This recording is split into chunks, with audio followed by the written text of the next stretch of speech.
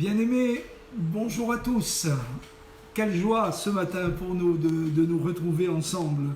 Tout d'abord, permettez-moi de vous adresser toute mon affection fraternelle, sincère en Jésus-Christ, notre Seigneur, et vous dire combien ce matin nous sommes vraiment heureux de partager avec vous ce week-end de Pâques, ce dimanche de Pâques, en croyant que le Seigneur va abondamment nous bénir les uns et les autres et nous communiquer ce matin, dans ce temps de partage, une pleine grâce et une pleine bénédiction. J'espère que vous allez tous bien.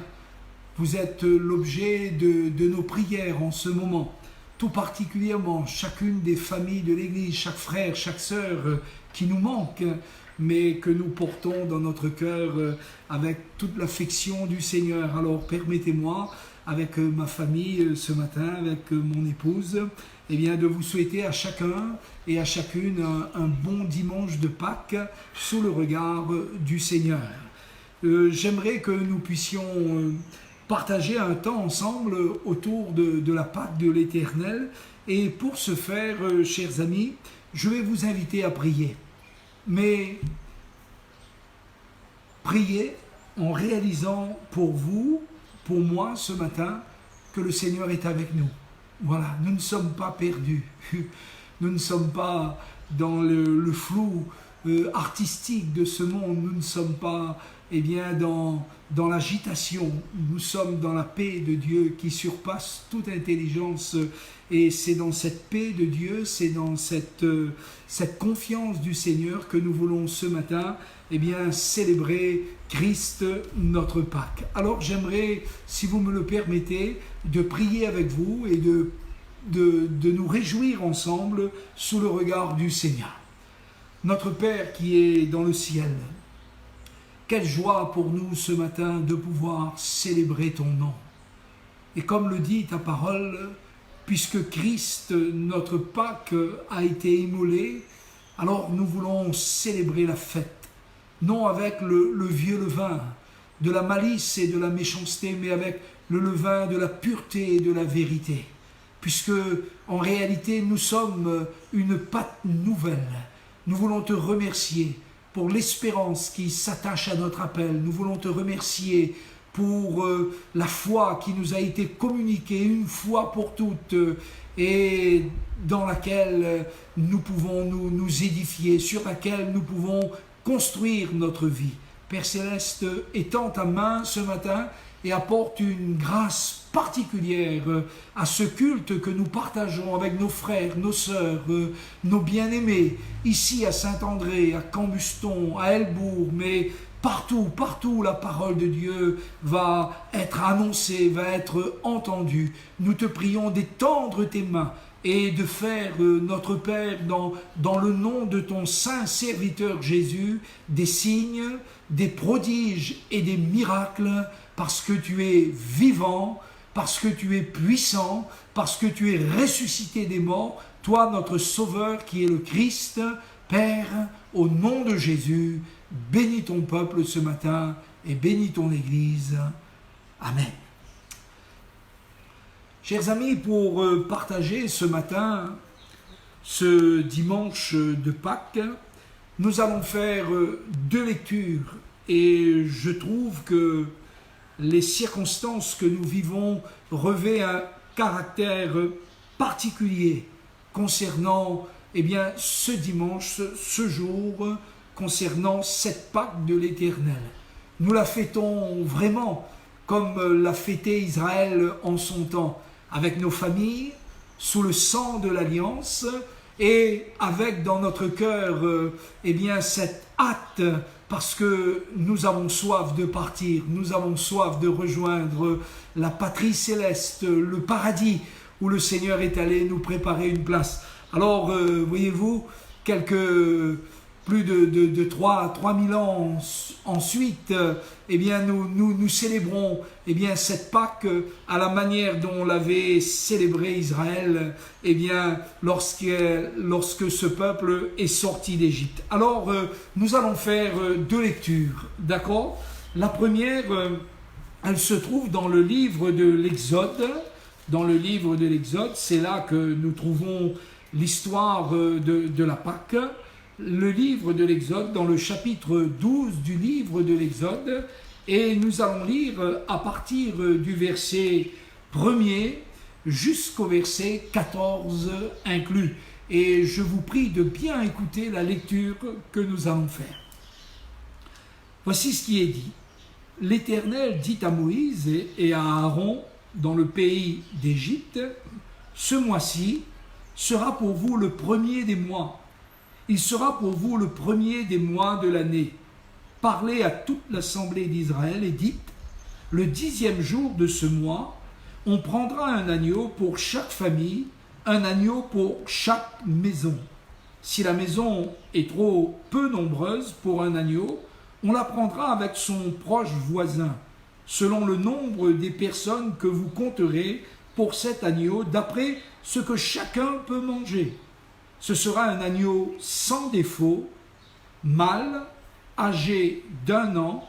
Vous pourrez prendre un agneau ou un chevreau. Vous le garderez jusqu'au 14e jour de ce mois, et toute l'assemblée d'Israël l'immolera entre les 2 soirs. On prendra de son sang et on en mettra sur les 2 poteaux et sur le linteau de la porte des maisons où on le mangera.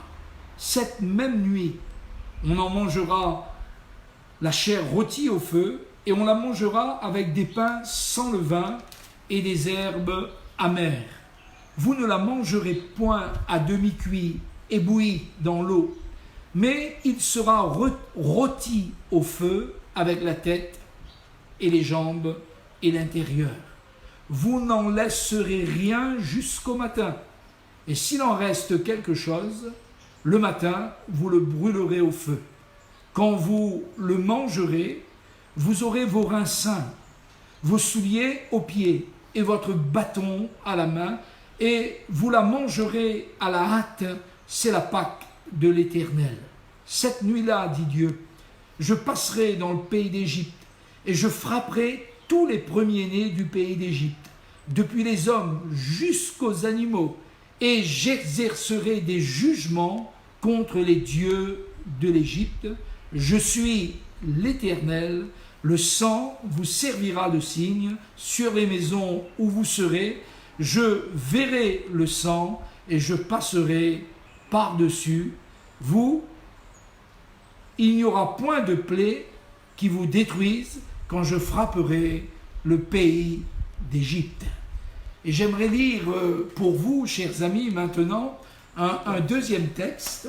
Il se trouve dans le Nouveau Testament, dans la première épître de Paul aux Corinthiens, 1 Corinthiens, au chapitre 5, et nous lirons à partir du verset 6. Il est dit, il n'y a rien de bon quand vous vous vantez. Ne connaissez-vous pas l'adage? Il faut qu'un peu de levain pour faire lever la pâte. Débarrassez-vous du vieux levain afin que vous puissiez être une pâte nouvelle, car en réalité, vous êtes sans levain. En effet, notre agneau pascal a été, le Messie a été sacrifié. Célébrons donc la fête, non avec du vieux levain, le levain de la méchanceté et du mal, mais avec le levain de la pureté et de la vérité. Amen, amen. Avec le levain de la pureté et de la vérité. Alors nous allons considérer cela ce matin ensemble, chers amis, si vous le désirez. La Pâque de l'Éternel. Alléluia. La Pâque de l'Éternel. Ça n'a rien à voir avec tout ce que fait la terre. Ça n'a rien à voir avec tout ce qui est inventé, collaboré autour de ce week-end de Pâques. Ça n'a rien à voir avec ce que le monde en a fait. Et vous en conviendrez avec moi, chers amis. La Pâque ici, c'est la Pâque de l'Éternel. Et dans cette Pâque de l'Éternel que nous trouvons en Exode 12, ou dans cette Pâque qu'est le Christ que nous trouvons en 1 Corinthiens 7, les deux sont la Pâque de l'Éternel. Sont la Pâque de l'Éternel. Vous savez, il y avait 3 fêtes qui faisaient que Israël montait à Jérusalem pour célébrer la fête. La fête de Pâques était l'une de ces fêtes. La fête de la Pentecôte était une autre fête. Et la fête des cabanes, voilà, la fête des cabanes était aussi une autre fête où Israël montait à Jérusalem pour célébrer le Seigneur, pour célébrer Adonai, pour célébrer le Dieu qui les avait délivrés de l'Égypte, pour leur donner, selon la promesse de son cœur et selon son alliance avec Abraham, pour leur donner le pays où coule le lait et le miel. Et ces 3 fêtes étaient les 3 fêtes importantes où Israël montait à Jérusalem pour adorer. Oh, enlevons l'adoration de la Pâque de l'Éternel. Enlevons la reconnaissance, enlevons le culte nouveau. Eh bien, quant à la Pâque de l'Éternel, et cela n'a plus de sens, chers amis. Cela n'a plus d'intérêt. Cela devient mondain. Cela devient folklorique. Cela devient, j'aimerais le dire, quelconque. C'est une Pâque, mais ce n'est pas la Pâque de l'Éternel. Ce n'est pas Christ, notre Pâque. Le mot Pâque est une transposition en grec d'un mot araméen qui dépend de l'hébreu. C'est le mot Pessar. Pessar, ça veut dire le passage. Ça pourrait même vouloir dire le saut, le passage, le saut. Et dans cette nuit, en effet, dans cette nuit, eh bien, de la Pâque, il va y avoir plusieurs passages. Et c'est ça ce qui est important, c'est ce que nous devons réaliser maintenant. Il va y avoir plusieurs passages. D'abord, l'ange destructeur va faire périr tous les premiers-nés de l'Égypte, sans exception. C'est ce que Dieu avait dit. À cause de la résistance, à cause du despotisme d'un homme du nom de Pharaon. Alors que Dieu lui avait juste dit « Laisse aller mon peuple ». Il s'est obstiné, il s'est endurci jusqu'à ce que le Seigneur lui-même l'aveugle. Et dans cette nuit du Pessar, du passage, l'ange va passer en Israël, l'ange destructeur, et va frapper tous les premiers-nés de l'Égypte, depuis celui de Pharaon sur son trône, jusqu'à celui de l'esclave, jusqu'à celui du prisonnier dans sa prison. Mais il va y avoir quelque chose de merveilleux. La Bible dit que le Seigneur va passer par-dessus la maison des Hébreux. Il va passer par-dessus la maison des Hébreux. Il va protéger son peuple. Et vous savez ce que Dieu avait dit, et nous venons de le lire, chers amis. Le sang allait servir de signe. Le sang, retenez bien, le sang allait servir de signe. Et lorsque l'ange de la destruction, l'ange destructeur allait frapper l'Égypte et les premiers-nés de l'Égypte, eh bien, dans la maison des Hébreux, dans la maison de ceux qui craignaient le Seigneur, eh bien, il va y avoir aucune destruction, aucun mal. Et puis, dans cette nuit du Pessar, voilà, dans ce passage, Israël va passer de la nuit de l'esclavage au jour de la liberté. Et ce n'est pas avec sa force, ce n'est pas avec sa sagesse, ce n'est pas avec ses capacités qu'Israël a été racheté de la servitude, de l'esclavage du péché, mais il a été racheté à main forte et à bras étendus par la Pâque de l'Éternel, par l'intervention de Dieu. C'est le Pessah d'Adonai, c'est la main de Dieu, c'est l'engagement de Dieu lui-même qui va faire que Pharaon va plier, et il va fléchir les genoux devant le Dieu de toute la terre, devant celui qui est sur son trône, qui règne éternellement, et il va faire fléchir le Pharaon. Arrêtez, dit Dieu, arrêtez, et sachez que je suis Dieu. Voilà le message qui veut retentir encore aujourd'hui. Mais arrêtez, nation, craignez l'Éternel, craignez sa parole, revenez à lui, sachez qu'il est Dieu et qu'il règne sur son trône.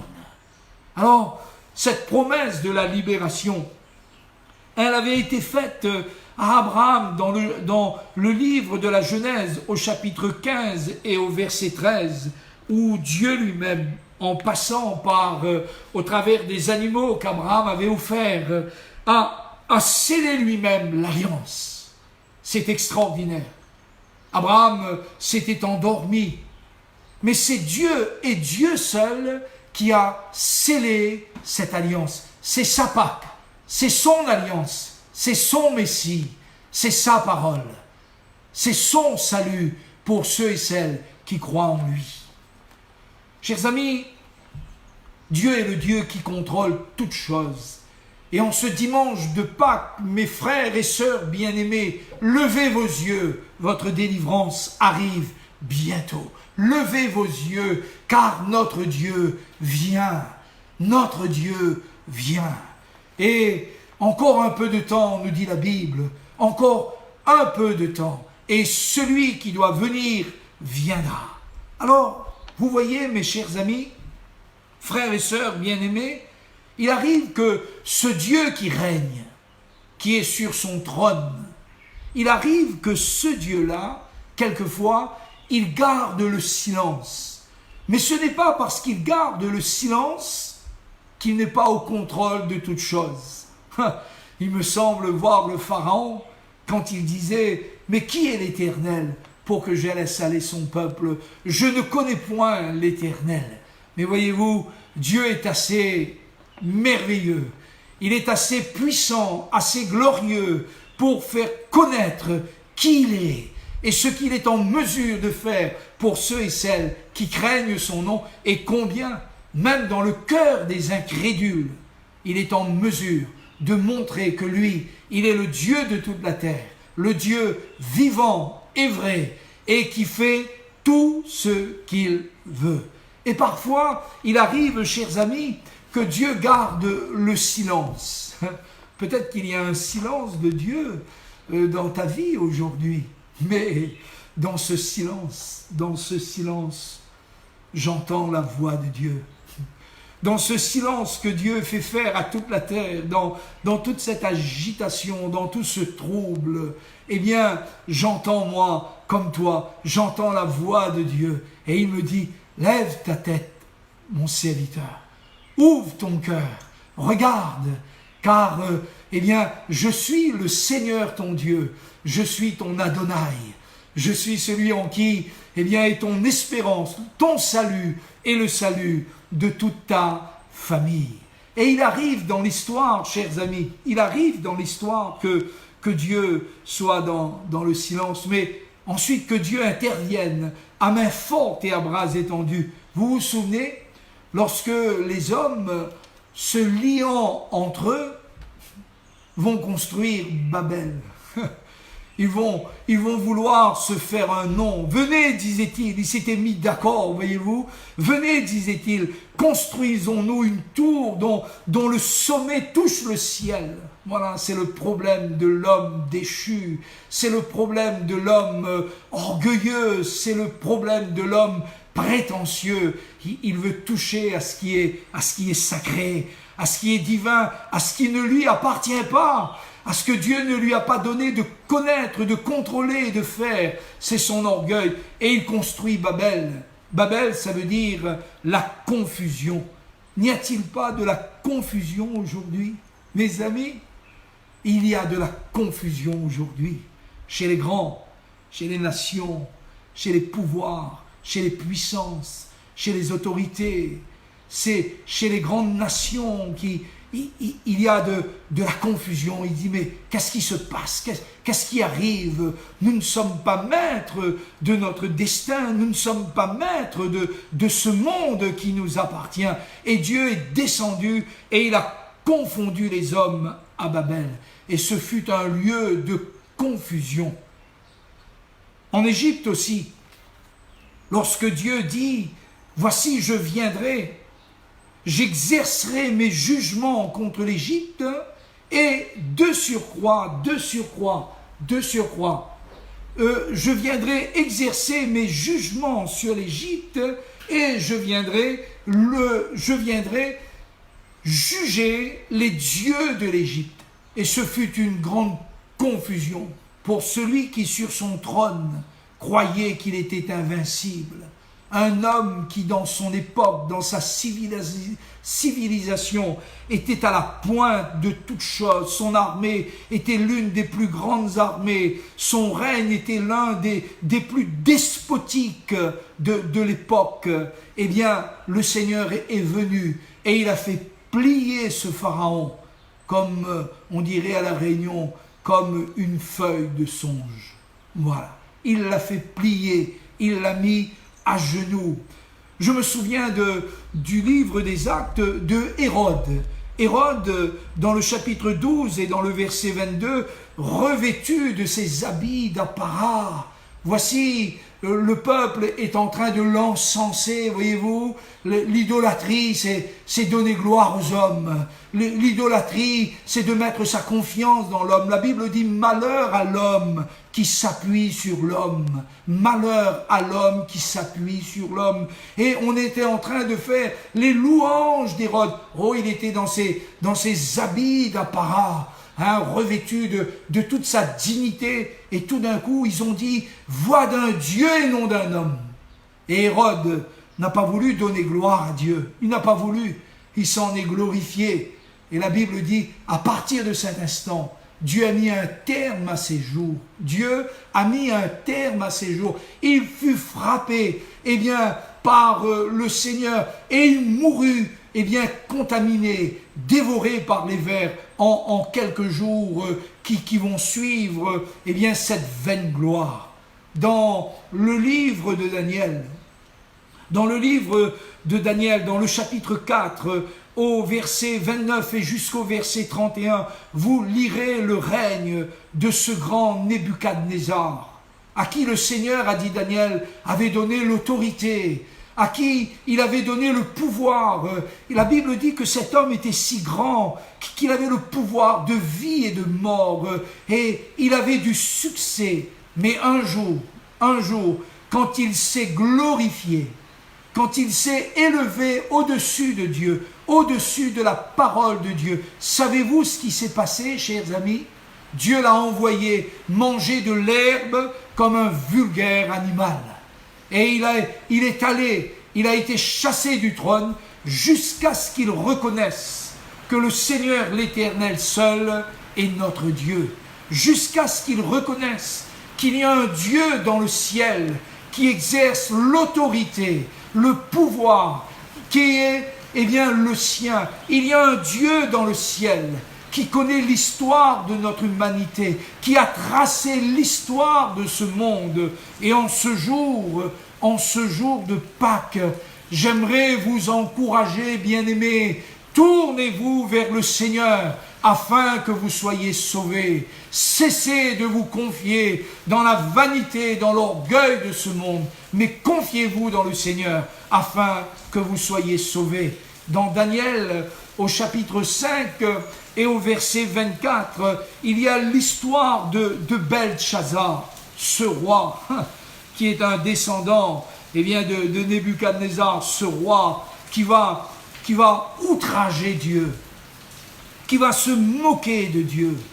qui va croire que son pouvoir, son autorité, son argent, son orgueil, eh bien, est plus grand que le Dieu de toute la terre, qui cependant avait livré, eh bien, Israël à la captivité, qui avait livré son peuple à cause de la désobéissance à la captivité. Mais, chers amis, Daniel est venu vers lui et lui a dit, tu as été compté, tu as été pesé, tu as été trouvé léger et ton règne est terminé.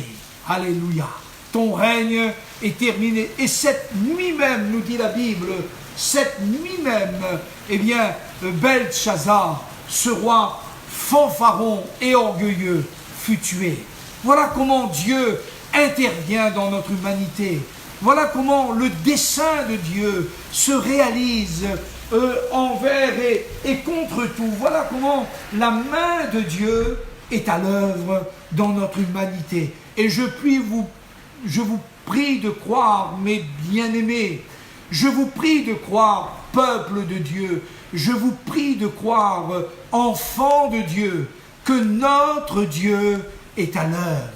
Il y a dans le ciel un Dieu qui juge les actions secrètes des hommes, qui juge la terre et les nations, et tout d'après son conseil, d'après sa parole, d'après son esprit, se déroulera comme Dieu l'a décidé. Alors moi, en ce jour de Pâques, je veux mettre ma confiance dans mon Dieu, par Jésus-Christ, notre Seigneur, notre Sauveur, et nous y arriverons dans quelques instants. Je veux mettre ma confiance en Dieu. Je mets mon espoir dans le Seigneur. Et je suis sûr de l'issue et de l'avenir que le Seigneur a déterminé pour ceux et celles qui croient en lui. Alors, pour manger cette Pâque, les circonstances font que nous devons, eh bien, célébrer cette Pâque, non pas avec du vieux levain, mais avec, en étant nous-mêmes une pâte nouvelle.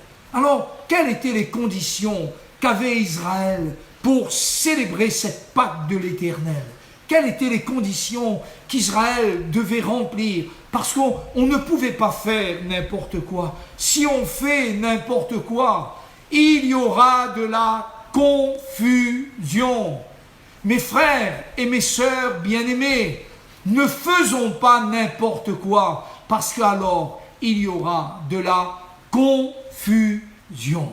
Quelles étaient les conditions pour manger la Pâque de l'Éternel? Quelle était la condition pour ne pas être frappé, pour sortir de la nuit de l'esclavage, eh bien au jour de la liberté, pour avoir une marche dynamique et vers l'espérance, vers le pays de la promesse? Quelle était cette condition? J'en ai relevé quelques-unes. Premièrement, la foi dans la parole d'Adonai. La foi dans la parole d'Adonai. Comment aujourd'hui célébrer notre Pâque sans que notre confiance, sans que notre cœur revienne à la parole d'Adonai, sans que notre cœur revienne tout entier à la doctrine de Jésus-Christ? Parce que lui, notre Pâque, il est le chemin, il est la vérité et il est la vie. Nul ne vient au Père que par lui. La première condition pour célébrer cette Pâque, c'était de croire dans la parole. Dieu avait donné la parole. Il n'y a rien à inventer. Arrêtons avec Babel. Arrêtons avec l'Égypte. Arrêtons avec une vaine gloire. Arrêtons de croire dans le système qui est de la terre. Mettons notre confiance dans la parole vivante et permanente de Dieu, celle qui fait de nous de nouvelles créatures et celle qui nous fait célébrer avec Dieu Christ notre Pâque. La foi dans la parole. C'était la condition. Dieu avait dit, c'était vrai, souvenez-vous, pour le serpent d'airain. Dieu a dit à Moïse, tu élèveras un serpent d'airain sur une perche, tu le couleras dans le bronze et puis tu l'élèveras sur une perche. Mais mes amis, moi j'aimerais vous dire que la parole que nous prêchons, c'est la parole de la foi. Alléluia! C'est la parole du Christ crucifié, ressuscité d'entre les morts et qui revient bientôt pour être avec nous, pour nous prendre avec lui. C'est cette parole que je porte. Le Seigneur n'a pas fait de nous des diplomates, chers amis. Il a fait de nous des témoins de sa résurrection, des témoins vivants de sa parole et de son esprit qui agit en nous, qui croyons dans le Seigneur. La foi dans la parole. Première condition. Deuxième condition, la ceinture attachée. Une autre condition, les chaussures aux pieds et le bâton à la main. Le manger à la hâte, le manger sous le sang de l'agneau. Sous le sang de l'agneau. Le monde croit que Christ crucifié est une folie. Mais Christ crucifié est une folie pour ceux qui périssent. Mais pour nous qui sommes sauvés, elle est une puissance de Dieu. Pour nous qui sommes sauvés, elle est une puissance de Dieu. Ce Christ crucifié, mais en ce dimanche, nous le rappelons, ce Christ ressuscité, donnant aux hommes une espérance vivante et une espérance glorieuse. Les conditions, il fallait manger cette Pâque en étant sous le sang. L'agneau pascal était immolé, eh bien, à la porte même de chaque maison. Son sang avait coulé, eh bien, là, au pied de chaque maison. Et on y prenait du sang et on y mettait sur le linteau des portes. C'était quelque chose qui préfigurait le sacrifice parfait et éternel de Jésus-Christ, notre Seigneur. Sois béni, Seigneur. Sois glorifié, Seigneur, pour le sacrifice ineffable, pour le don ineffable de Jésus-Christ, notre Seigneur et notre Sauveur. Il y avait des conditions. On ne peut pas, et nous conclurons dans quelques instants, on ne peut pas célébrer la Pâque de l'Éternel n'importe comment. J'aimerais dire, mes amis, c'est trop saint. On ne peut pas le célébrer avec le vieux levain et nous y reviendrons dans quelques instants. Comment célébrer une fête avec un vieux cœur? Comment célébrer une fête en étant encore lié par le péché, par la mort? Comment célébrer une fête? Notre Dieu serait-il le Dieu de l'iniquité? Serait-il celui qui appelle le mal bien et le bien mal? Mais notre Dieu, son royaume, nous dit la Bible, c'est la justice, c'est la joie et c'est la paix par le Saint-Esprit. Alors, il devait le manger à la hâte. Ça veut dire avec précipitation. Ça veut dire le manger pour partir. Ne mangez pas pour rester. Ne croyez pas dans le Seigneur pour rester ici-bas. Ne croyez pas pour le Seigneur pour les choses périssables dans ce monde, chers amis. Ne croyez pas dans le Seigneur pour ce qui est visible. Ce n'est pas ainsi que nous croyons dans le Seigneur. Alors ceux qui sont morts, ceux qui ont été massacrés, nos frères et nos sœurs qui sont persécutés et qui n'ont ni repos, ni tranquillité, eux dont le monde n'est pas digne. Alors, qu'en est-il de leur foi? Est-ce que notre espérance est dans la vanité? Est-ce que notre espérance est dans l'orgueil de cette vie? Chers amis, en ce jour de la Pâque de l'Éternel, passez des ténèbres à la lumière, passer de Bélial à Christ, passer de Satan à Dieu, passer, parce qu'il y a dans le cœur de Dieu, il y a dans l'amour de Dieu ce matin, pour ceux qui croient en lui, eh bien, c'est cette Pâque, ce Pessah, ce passage, eh bien, que le Seigneur nous invite à vivre pleinement ce matin. Il fallait le manger pour partir, pas pour rester. Si c'est dans ce monde seulement. Et je crois que ce qui se passe est en train de mettre une fin, et nous y reviendrons dans quelques instants, une fin sur ce qui est vieux. Je bénis Dieu, parce que Dieu est en train de mettre une fin sur ce qui est vieux, sur ce qui a vieilli, sur ce qui est sur le point de disparaître. Et il rappelle à son peuple de lever ses yeux et de se confier dans la parole, de se confier dans le Christ, de revenir, eh bien, à la parole d'Adonai, de revenir, eh bien, à ce que Christ a fait de nous et ce qu'il a fait pour nous dans notre foi au Fils de Dieu. Les conditions. Et c'est là que j'aimerais conclure dans quelques instants avec Marie-Jeanne. Je vais célébrer le repas du Seigneur. Et dimanche dernier, alors que elle et moi, nous célébrions le repas du Seigneur ensemble, c'est avec larmes, c'est avec joie, c'est en chantant des cantiques, eh bien, elle et moi, en étant accompagnés de la guitare, que nous avons célébré le Seigneur de toute la terre, que nous avons célébré Christ, notre Pâque, eh bien, dans l'espérance de son proche retour. Alors, l'apôtre Paul, qui est hébreu, de chez Hébreu, lui, il ramène tout à Christ. Vous savez que pour cet homme qui a rencontré Jésus sur le chemin de Damas, Jésus est le Seigneur, il est le Messie, il est le Yeshua, il est le Dieu véritable et la vie éternelle. Alors que dit l'apôtre ? Que dit l'apôtre ? En 1 Corinthiens 5, il dit « Il n'y a rien de bon quand vous vous vantez. » C'est l'orgueil. C'est l'orgueil. Il est arrivé dans l'Apocalypse qu'à cette église de Laodicée, Dieu lui fasse quelques reproches d'orgueil. Je me suis enrichi. Je n'ai besoin de rien.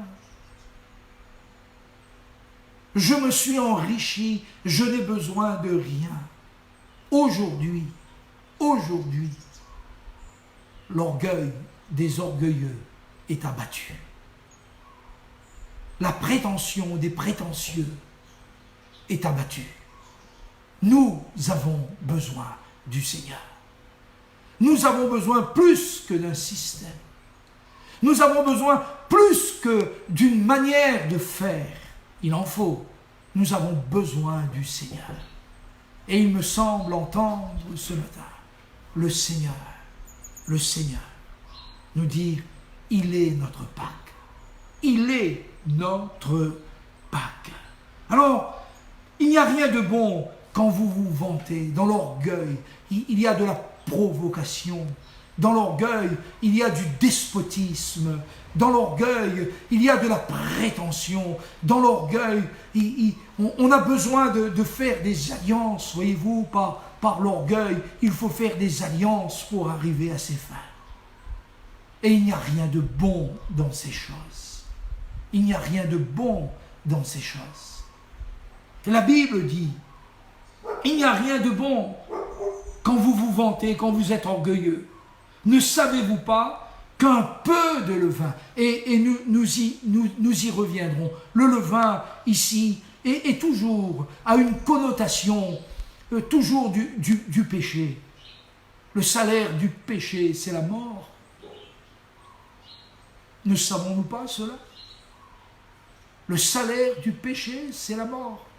C'est pourquoi Christ est mort pour nos péchés. Le salaire du péché, ce n'est pas l'arrangement. Le salaire du péché, ce n'est pas essayer de trouver une solution, de donner un placebo. Le salaire du péché, c'est la mort. Et c'est pourquoi Christ est mort pour nos péchés. Parce que c'est le salaire du péché. C'est l'offense qui est faite à Adonai, au Seigneur de toute la terre. Le salaire du péché, c'est la mort. Et l'apôtre le dit, un peu de levain, un peu, fait lever toute la pâte. Fait lever toute la pâte. Fait lever toute la pâte. Un peu seulement de levain. Et combien, hélas, et il faut nous humilier, bien-aimés. Ce n'est pas pour nous, eh bien, ces temps ne sont pas pour nous des temps pour nous glorifier de ce que nous pouvons ou nous ne pouvons pas. C'est le temps pour nous de nous humilier et de chercher la face du Seigneur. Il y a quelquefois tant de levain qui font lever tant de pâtes. J'en parle avec tristesse. Tant de levain qui font lever tant de pâtes.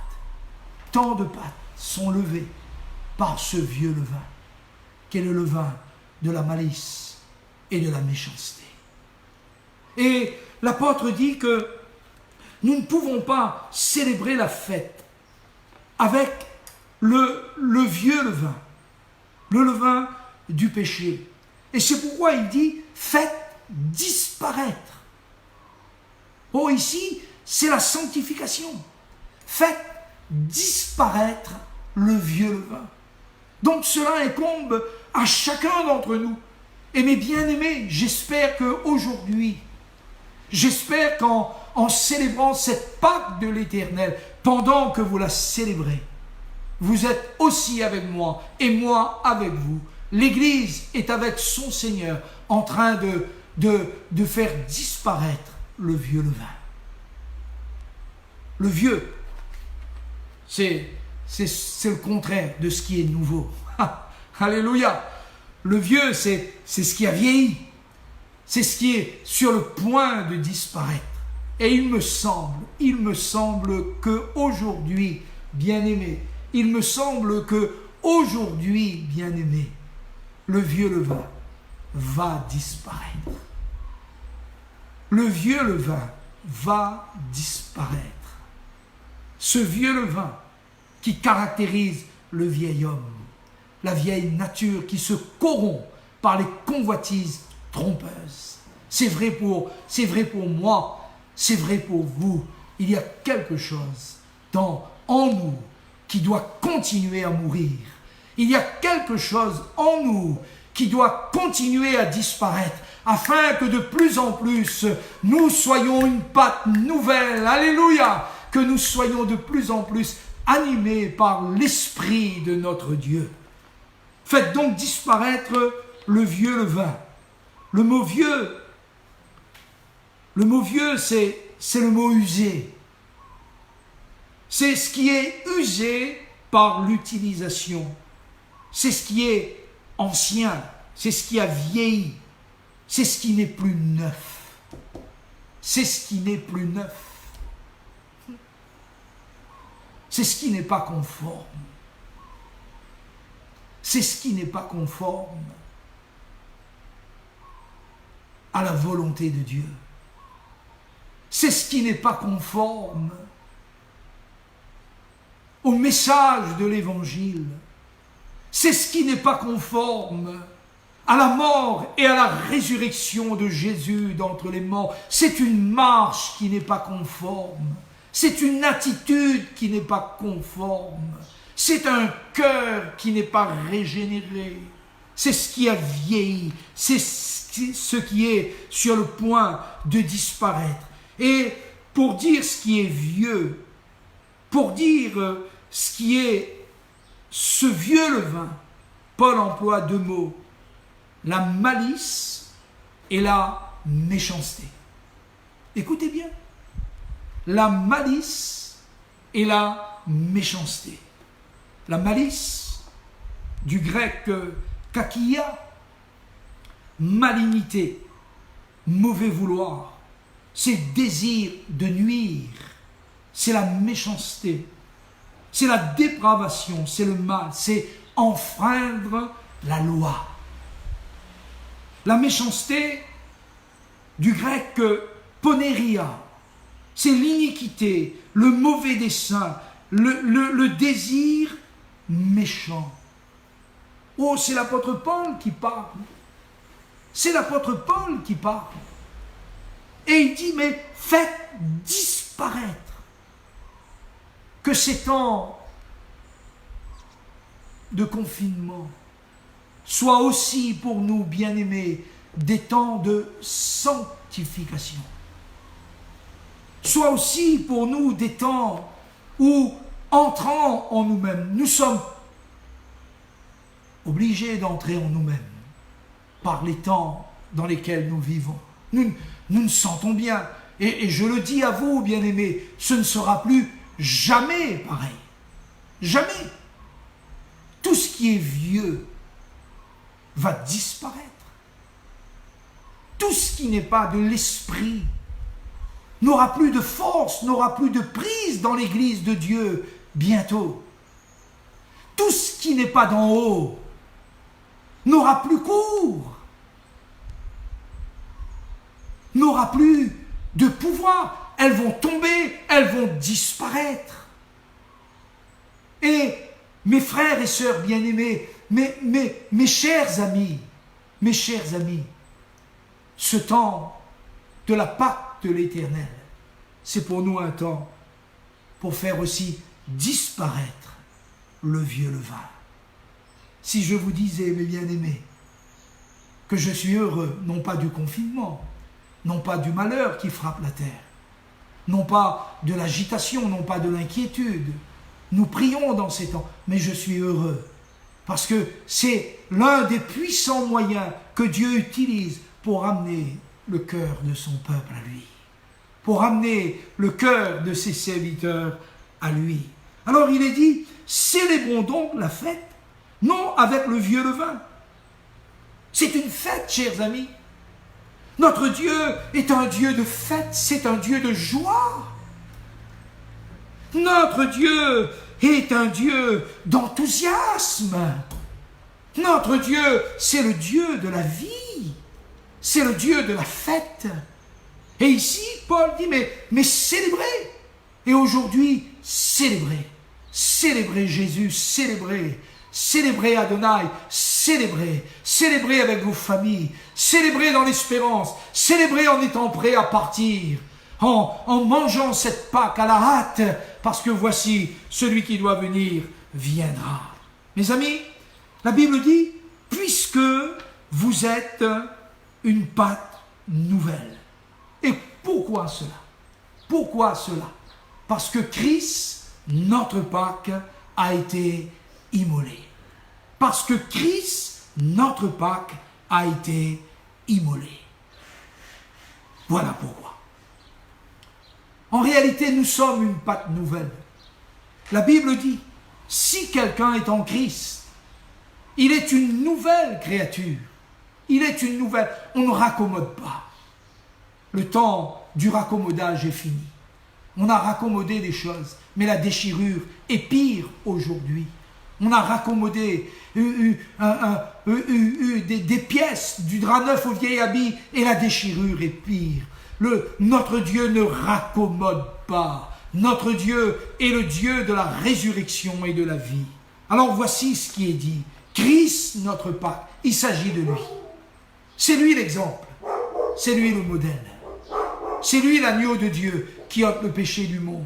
C'est en lui que l'homme nouveau est identifié. C'est en lui que l'Église est l'épouse de Christ. C'est parce qu'il est avec elle. C'est parce qu'il est fiancé à elle. C'est parce qu'il lui assure son secours et sa protection. Christ, notre Pâque, a été immolé. Et ce matin, comment ne pas célébrer la Pâque dans la nouvelle création? dans la nouvelle créature.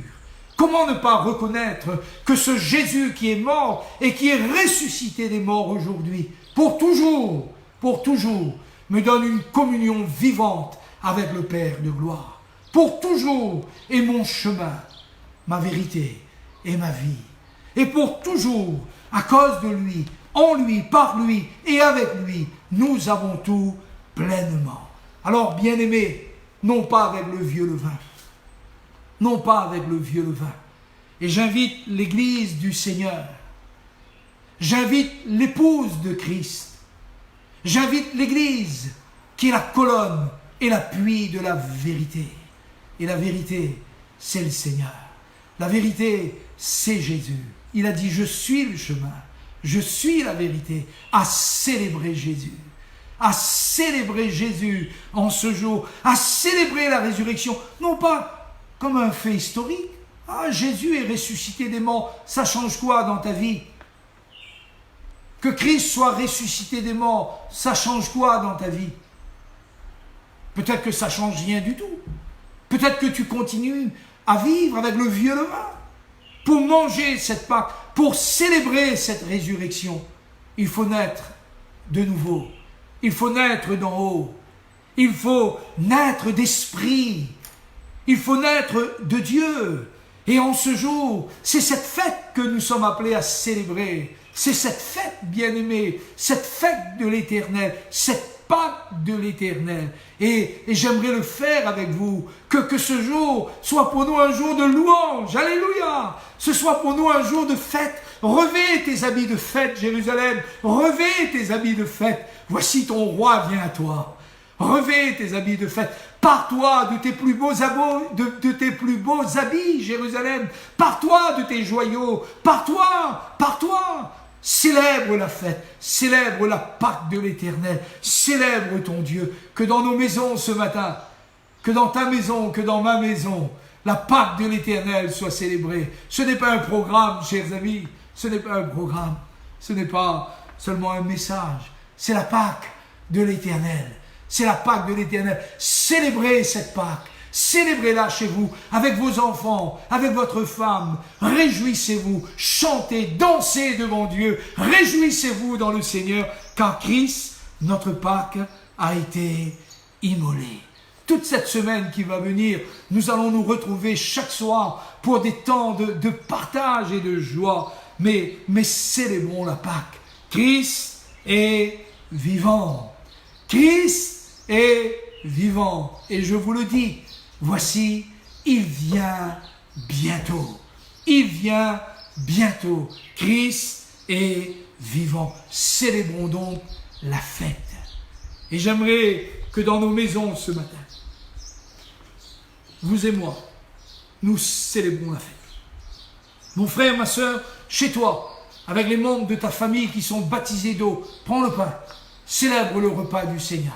Jésus a dit, faites-le en mémoire de moi. Faites-le, fais-le chez toi, mon ami, fais-le. Voilà, célèbre le Seigneur. Jésus a dit, celui qui mange et celui qui boit a la vie en lui-même, et je le ressusciterai au dernier jour. Alors, oui, Christ, notre Pâque, a été immolé.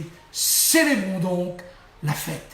J'aimerais, si vous me permettez, me mettre debout avec vous quelques instants et célébrer ensemble la fête. J'aimerais le faire en louant le Seigneur et en bénissant Dieu pour chacun d'entre vous. Père Céleste, ce matin, nous te donnons gloire. Ce matin, nous te disons merci. Nous voulons te remercier pour l'espérance qui est dans notre cœur, pour cet ancre solide de notre âme. Et ce matin, nous célébrons. Nous célébrons Christ, notre Pâque, non pas avec le vieux levain, Seigneur, non pas avec le levain de la malice et de la méchanceté, mais avec le levain de la pureté et de la vérité.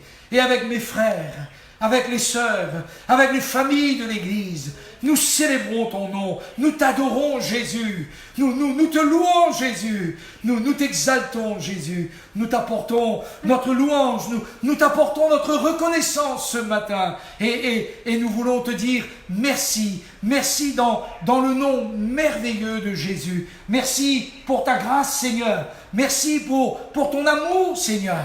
Et merci pour le merveilleux salut que nous partageons ensemble ce matin. Bien-aimés, si vous le permettez, cela n'était pas prévu. Je vais demander à Marie-Jeanne de prendre ma guitare et de venir. Et j'aimerais chanter. J'aimerais chanter avec vous ce beau cantique, celui qui nous dit « Plonge-moi dans ta rivière d'amour, plonge mon esprit dans les profondeurs de ta joie. » Alors, si vous êtes chez vous, chers amis, je vous invite à le chanter avec moi maintenant. Plonge-moi dans ta rivière d'amour, plonge mon esprit dans les profondeurs de ta joie, inonde le désert de mon âme par la douce pluie du ciel.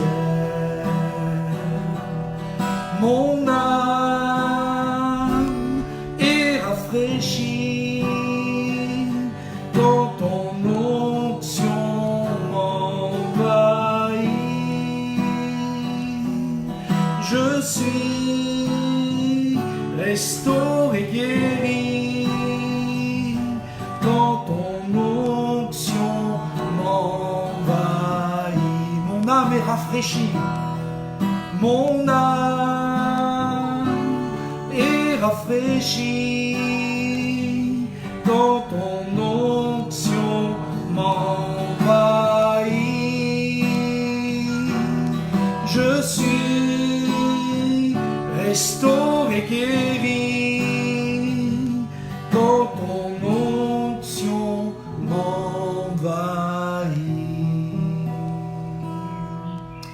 Joyeuse Pâques à vous, chers amis, que Dieu vous bénisse. Christ, notre Pâques, a été immolé. Célébrons donc la fête avec joie. Amen.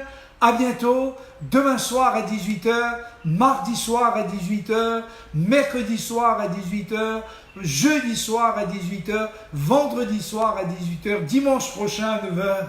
Célébrons Christ. Célébrons Christ, notre Pâques, car le Seigneur est vivant et le Seigneur est puissant. Salut à tous les collègues, que Dieu vous bénisse. Mes frères et mes sœurs, à bientôt.